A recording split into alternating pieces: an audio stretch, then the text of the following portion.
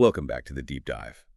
Today, we are looking at something, well, something genuinely revolutionary that's come out of the AGI research space. We're not talking about a small incremental update here. We're talking about a 6-person team. They call themselves Poetiq, and they're claiming an advance that might be the biggest thing since, well, the attention is all you need paper from Google back in 2017. And that 2017 paper, just for context, that's the blueprint. It's the fundamental architecture that pretty much every modern large language model is built on. So when a source makes a comparison like that, you really have to sit up and pay attention. Absolutely. And we've got a whole stack of material here on it, all detailing how Poetiq used this new system on the ARC-AGI-2 benchmark, which is, one of the toughest tests of pure intelligence out there. It really is. So our job today, really, is to cut through all that and give you the essentials. We're going to unpack what this meta-system scaffolding, as they call it, actually is. And what it means, what its performance on ARC-AGI-2 actually means for, the future of AI. Okay, so let's start with a definition. What is this scaffolding? At its core, it's open source, it's recursive, and it's self-improving. But the most critical part is that it is model-agnostic. This is not a new AI model. Right. It's like an add-on. Think of it as a performance optimizer, a universal one. Okay, let's get a really functional definition here, because I think this is the key thing for everyone listening to grasp.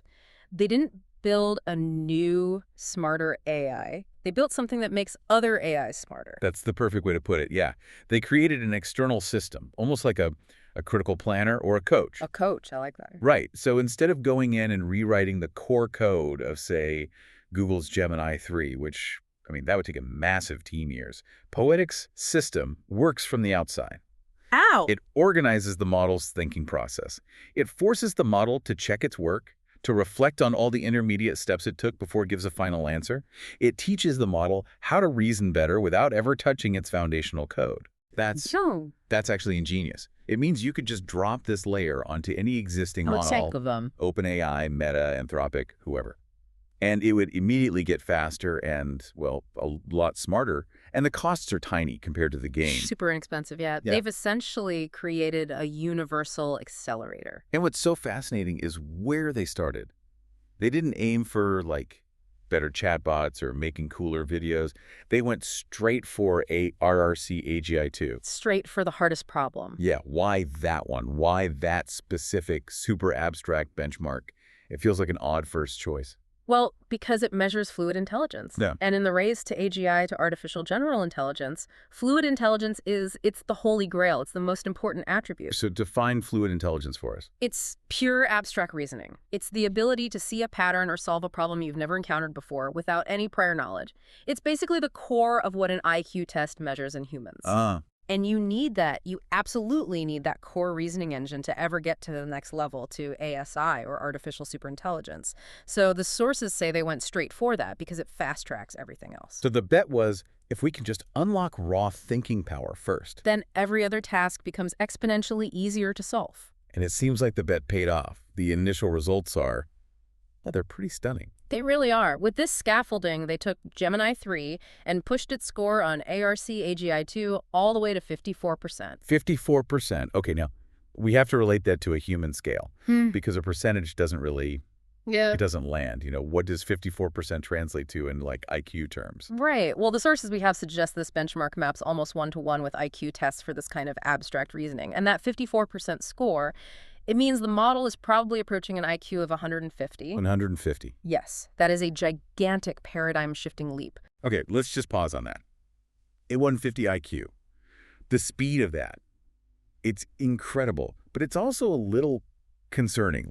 If you're an engineer working with Gemini 3 one day and the next day it's operating at a genius level, is it even the same predictable tool anymore? That's a really important safety question. But the key here is that Poetiq's system isn't changing the model's personality or its knowledge. It's just changing its ability to use the knowledge it already has. So it's the same information, just with a much, much better processor. Exactly. The model can now perform abstract pattern recognition at the level of, a top-tier human genius. One source put it like this: they've unleashed the equivalent of a team of Nobel laureates. Wow. And that raw reasoning power is now there to accelerate every single thing the model does from now on. It totally validates their strategy of going for fluid intelligence first. And that acceleration factor, that's where this whole thing just gets Wild. The key isn't just the scaffolding, it's that word you used at the start, recursive. That is the absolute heart of it. The metasystem is recursively self-improving. Okay, break that down. What does that actually look like? This isn't just humans tweaking it to get better. Right? Oh, it's way beyond that. The system takes its own successful answers, its own solutions to these hard problems, and it uses them to improve its own architecture, to refine the scaffolding itself. So it learns from its own success. It's like, imagine a sculptor who carves a masterpiece and then immediately uses the insights from that process to build themselves a better chisel and a better hammer. It enhances its own tools. It creates this positive feedback loop, and its intelligence just accelerates exponentially. And that loop is what's driving this incredible speed. So they're at 54% now. What's the immediate next step? Where's this going? The sources are pretty clear on this. Because the system improves with every single cycle, the next steps are, almost guaranteed. A few more recursive iterations should get Gemini 3 easily past 60% on ARC-AGI-2. And 60% is? That's the established human baseline for this test, so they'll likely hit human-level abstract reasoning within weeks of starting. Just weeks. So in a very short time, the model equals an average human on this. But I saw the long-term projections, and they get way more aggressive. They do, although the sources are also realistic. They know the system is going to run into the law of diminishing returns pretty soon. Right, the Pareto frontier. Can you just simplify that for us? It sounds a bit like jargon, but it's a real-world limit, isn't it? It's totally real.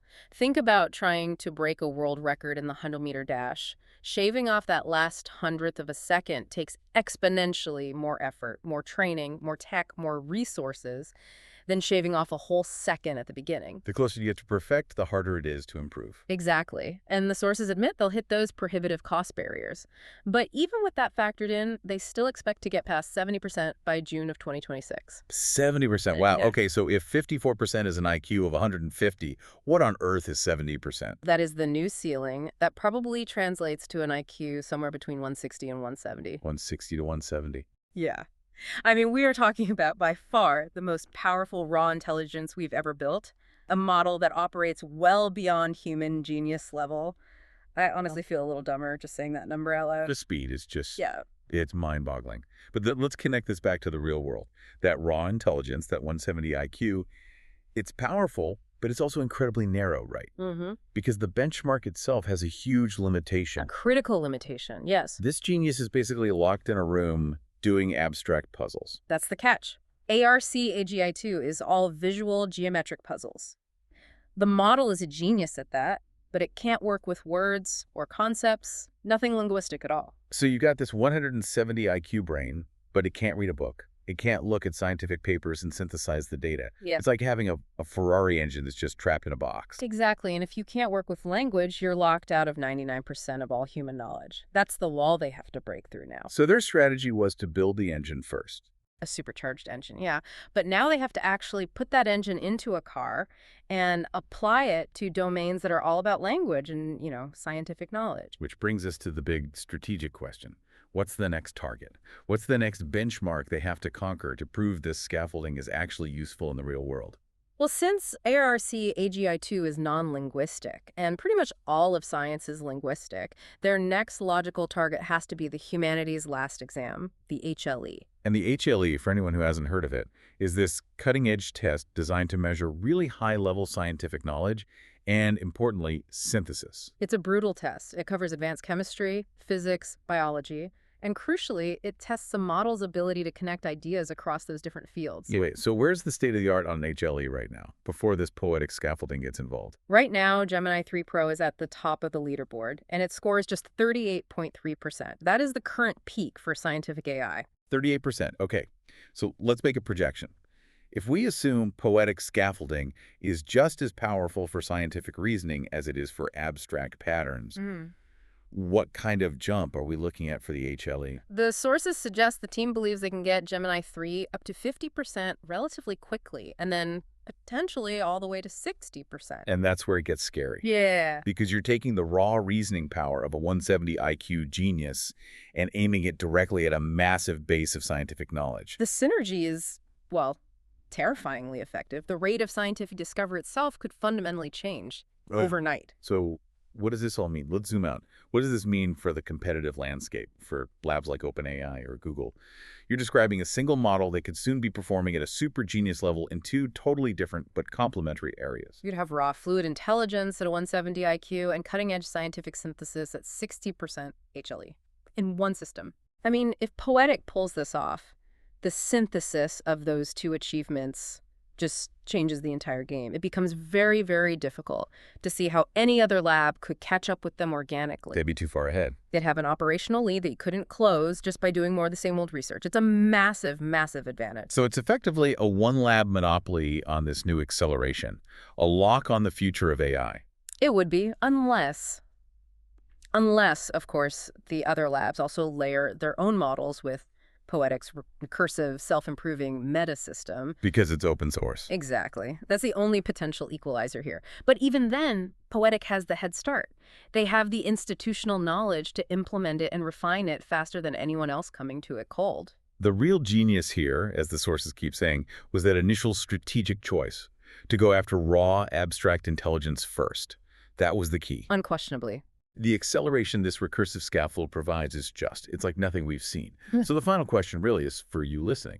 Given this incredible power and the fact that this scaffold can work on any model, what are the practical implications? What happens if this is widely adopted and suddenly every major AI lab has 170 IQ models to work with? Or the flip side, what happens if it stays restricted, maybe unofficially, to just these 6 people at Poetiq? And once they're done with science, once they've mastered the HLE, what domain does this supercharged intelligence tackle next?